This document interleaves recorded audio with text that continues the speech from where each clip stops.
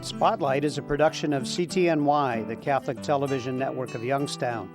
It seeks to spotlight people, places, and events from around the Diocese of Youngstown that promote the new gospel of joy called for by Pope Francis. Your program host is Father James Korda.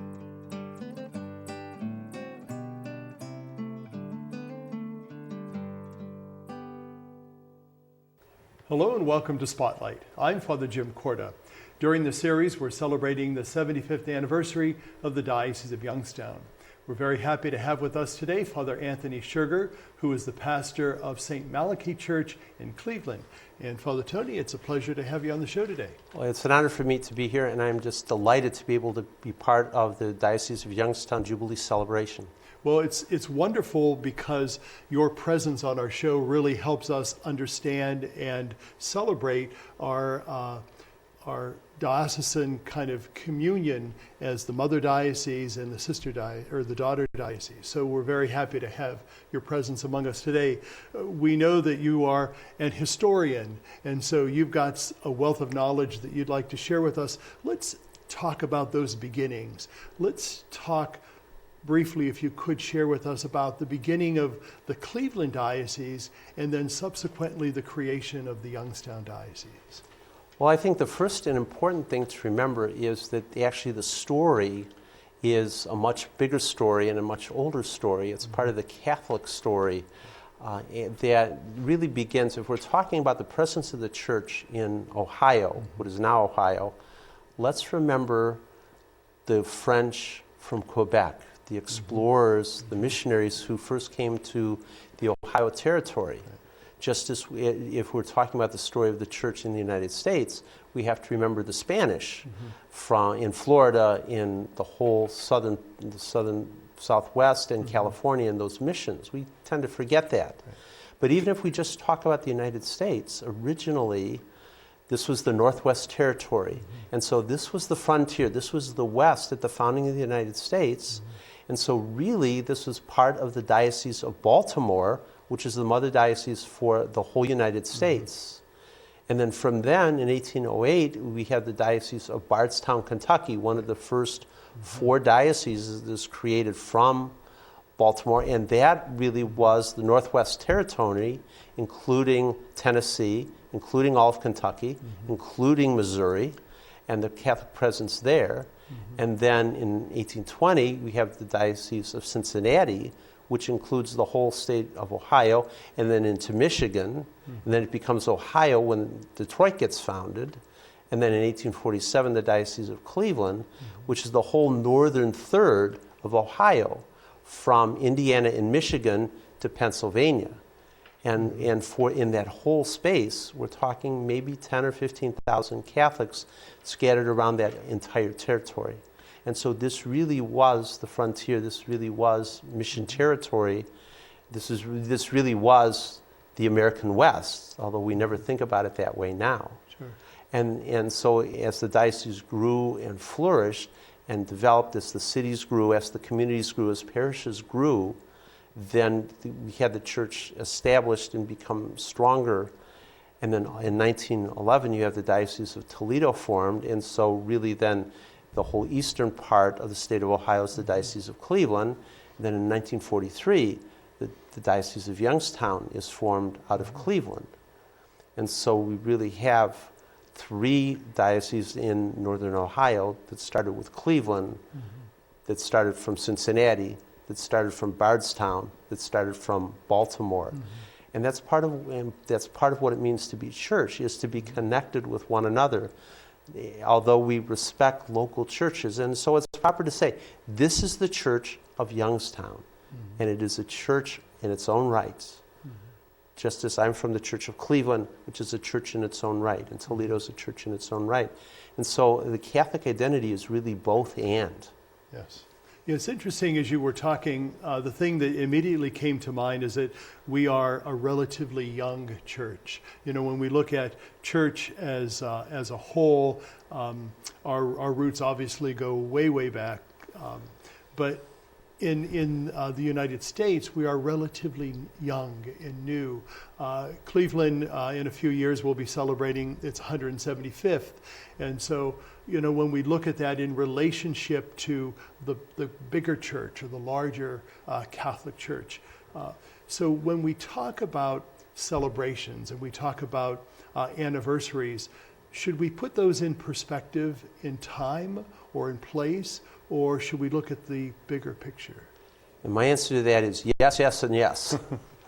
And that's part of what it means to be Catholic, is that we are connected. And so, yes, an old saying which I've always treasured is you don't know who you are unless you know where you come from, unless you know what your story is. One of the beautiful things about a 75th anniversary, 75th history, is that the beginnings are not all that far away. And so you have a lot of lived memory, people who can tell the story, who remember, and who can remember when this happened, who can remember the early days.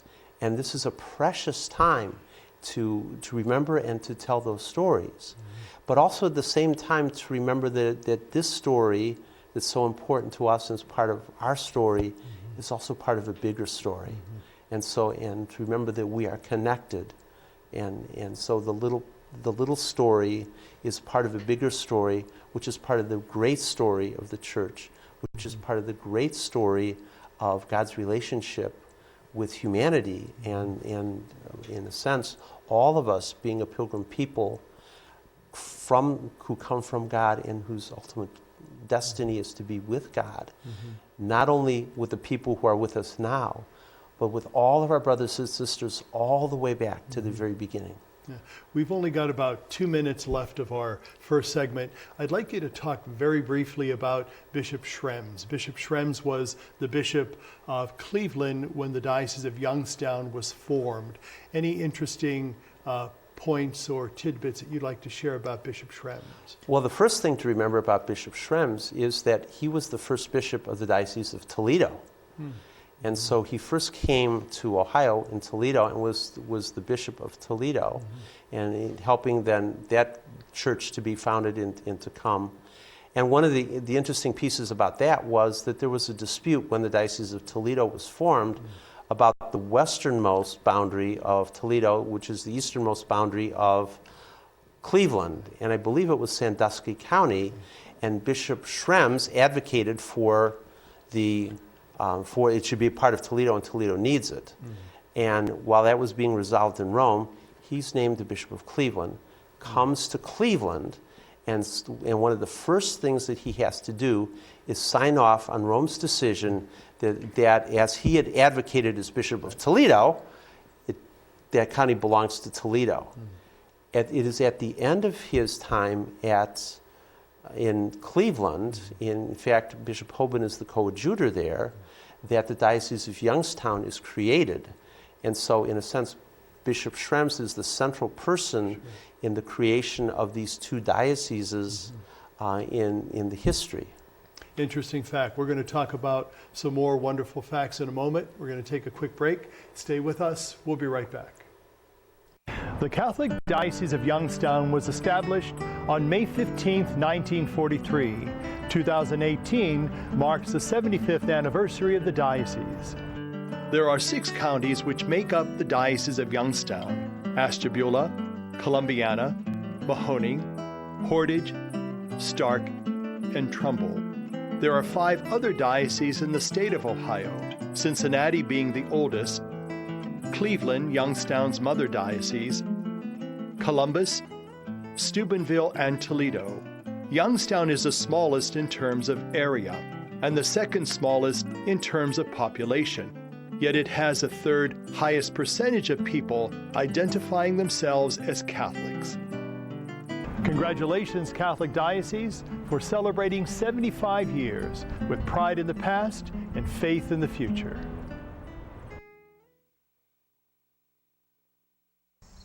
It was in Dungannon, Ohio, in Columbiana County, that the first group of Catholics settled. St. Philip Neri, the first parish in all northern Ohio, was founded in 1817 under the title of St. Paul's Settlement.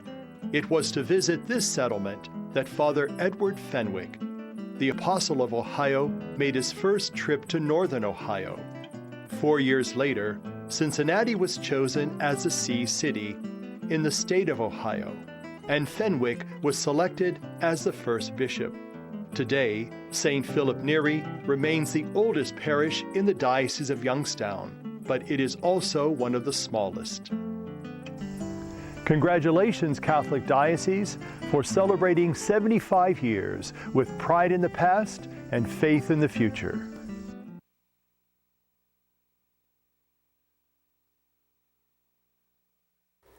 Welcome back to our show. I'm talking with Father Tony Schuerger from the Diocese of Cleveland. We ended up with very interesting information about Bishop Schrems before we took a break. I'd like you to talk now, if you could, about Bishop Hoban.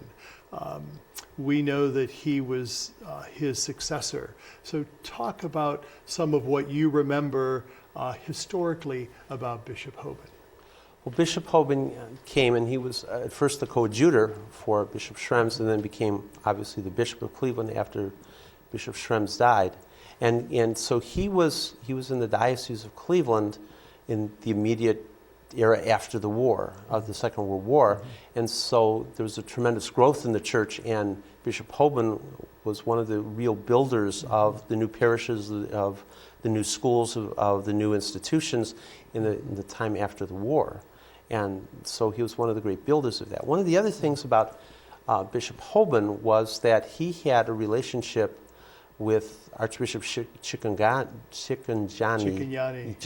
yes. Who was the delegate, the apostolic delegate to the United States. Mm-hmm. And so they had a relationship that was personal, and he also then was able to influence or at least introduce Archbishop Chikanjani to people who ultimately were named bishops. And so there was a perception during Bishop Hoban's time that he was also kind of a bishop maker during that era. And one of my pastors used to love to say, the church is a network of relationships. Exactly. And it talks about how important the connection between people really is when understanding the story and understanding the what happened and the why it happened.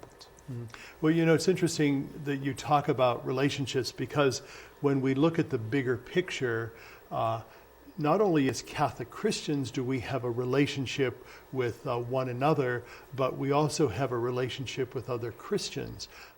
Let's talk about that ecumenical spirit and attitude, which really is so much a part of our church since Vatican II.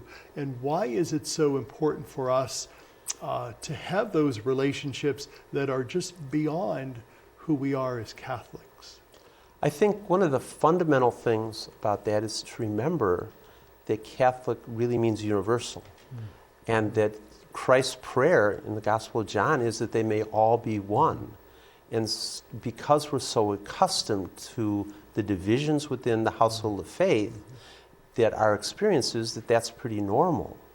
And we don't remember the scandal that it really is. Sure. And part of our history, unfortunately, tragically, sadly, is that here in the United States, we have experienced that kind of struggle and that kind of divisiveness.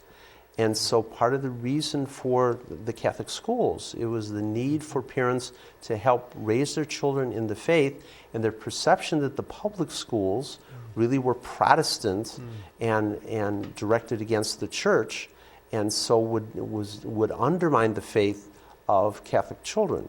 One of the beautiful things about the Second Vatican Council, and really some of the leadership of the American experience, was to help the Declaration of Religious Freedom. You know, Father John Courtney Murray really emphasized that and talked about how the Spirit leads people as the Spirit does and as God wills, and to recognize that healing of the divisions in the household of faith has to be a priority of the church, and that we can't just say that they may all be one.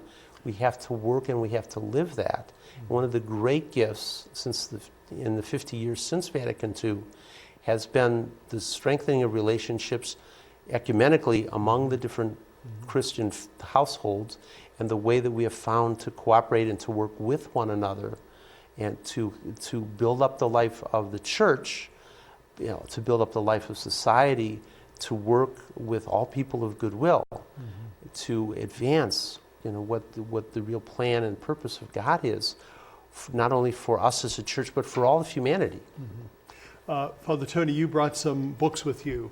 Not that you have to pick any of those up, but anything out of these particular books that are of historical import for us as we talk about anniversaries and we talk about relationships as dioceses?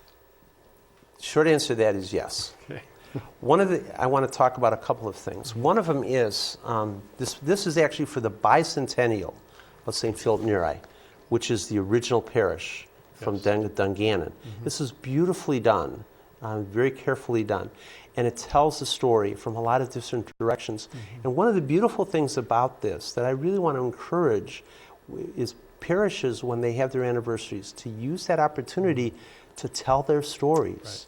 Right. And that's a way of remembering who they are, where they came from, what their story really is, and the gifts and the blessings of their faith community for their own parish, but for the larger church. Right. The second thing I want to encourage and draw attention to is actually this book, which is the March of the Eucharist, which actually is from Bishop McFadden. Yes. And this was done within about 10 years of the foundation of the Diocese of Youngstown, and it has profiles of the parishes.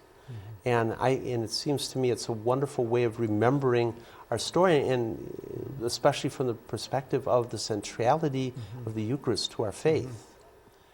The interesting thing about this book is that it then gets connected to actually something that happened during the Depression.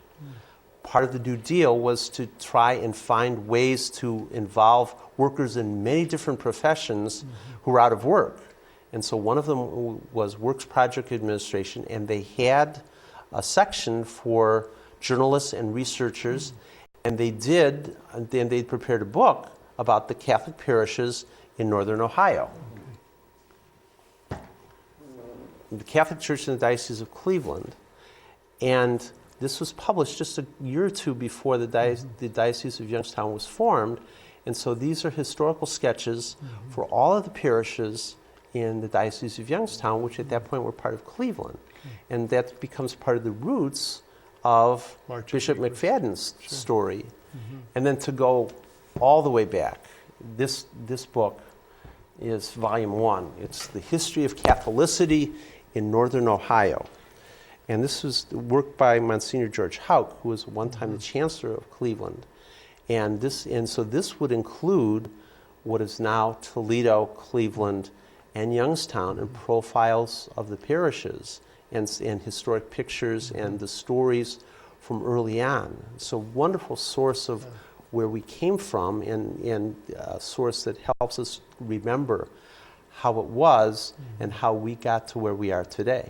Well, it's important for us to continue that story, and I think that's why we celebrate anniversaries, because we do continue that. And I think as a Catholic people, we owe it to our future members of the body of Christ to share that story, so that story continues on in them and through them to others. We're going to talk a little bit more about that, but we need to take a quick break. So please stay with us. We'll be back in a moment. Well, I've been volunteering for 18, almost 20 years. What I do is help the elderly in their homes so that they can stay in their homes. I think a lot of times the elderly in our society are forgotten, and that's unfortunate because they have so much wisdom to share. The other day she told me that every night when she goes to bed, she thinks about her little angel, when her little angel's going to come and check on her the next day. And that's me, yeah. 33 million Americans have descended into poverty. And as their futures fall, so does our nation's.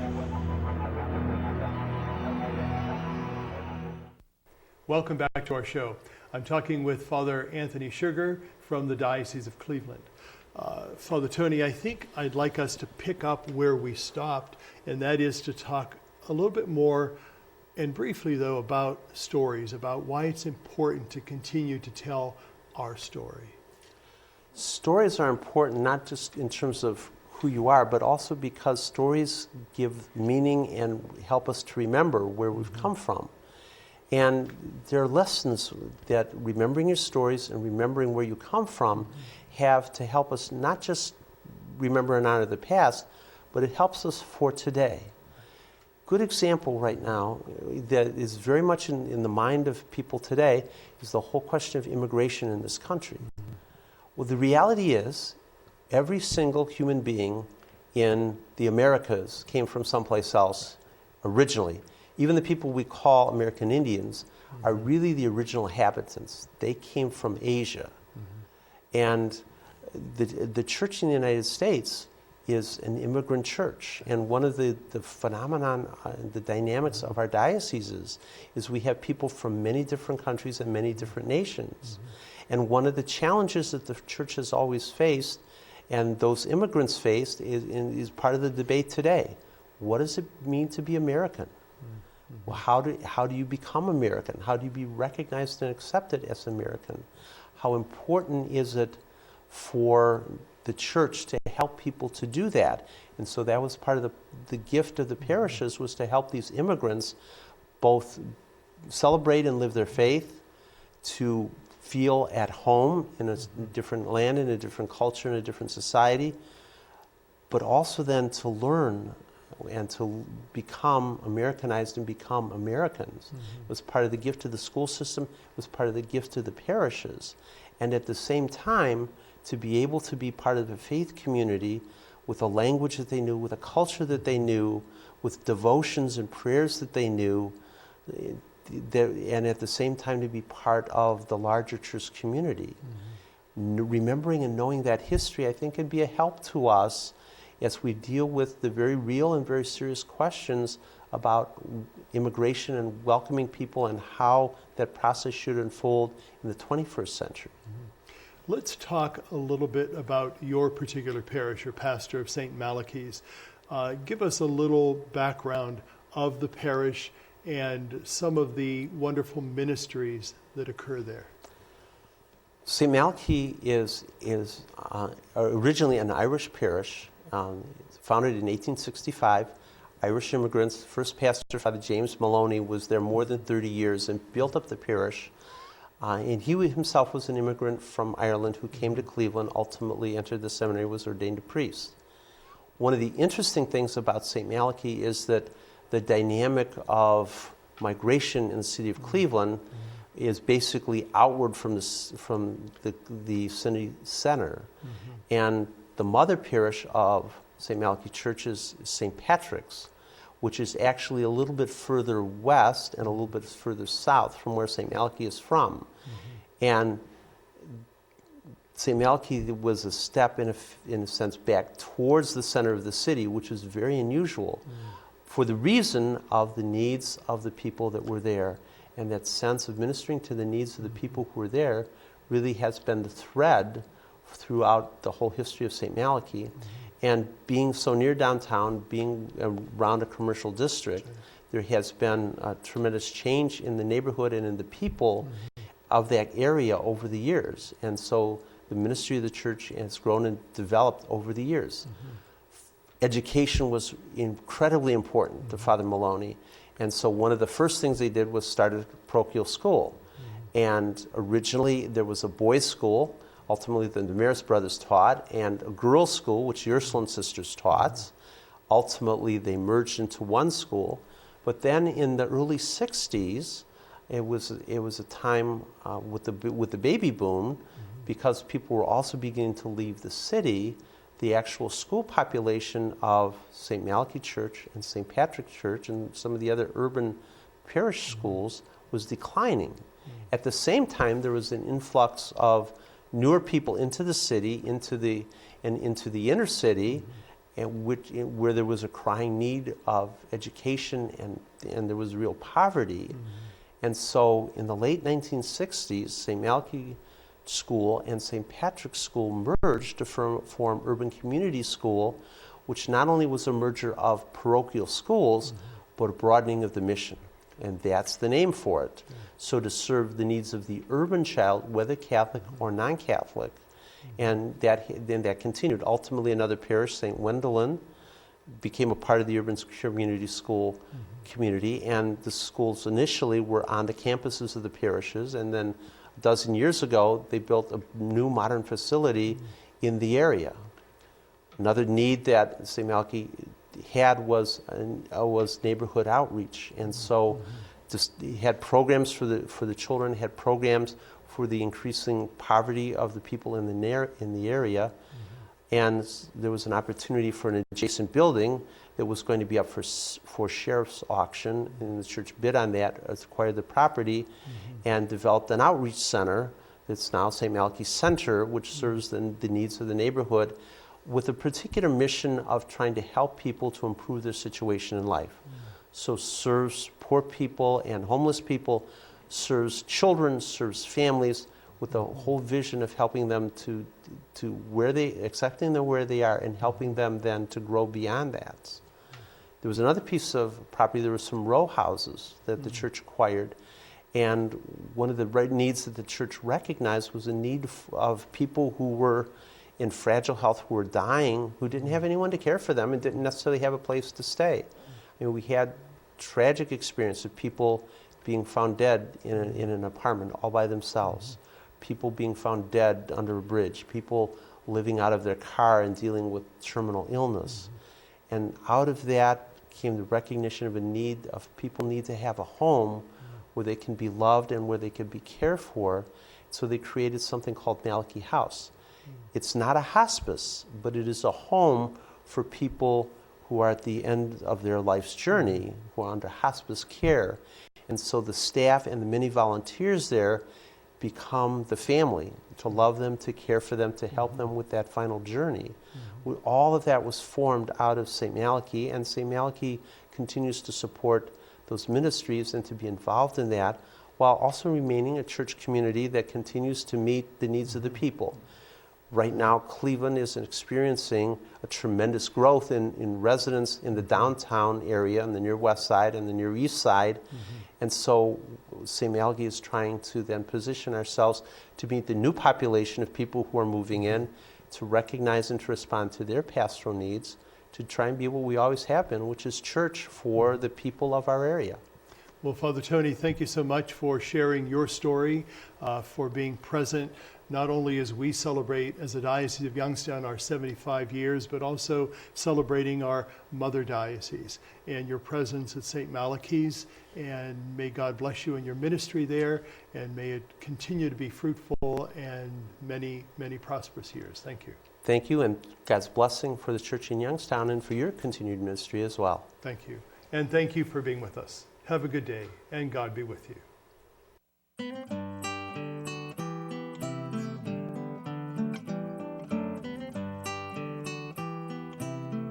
Spotlight has been a production of CTNY, the Catholic Television Network of Youngstown. Your program host was Father James Korda.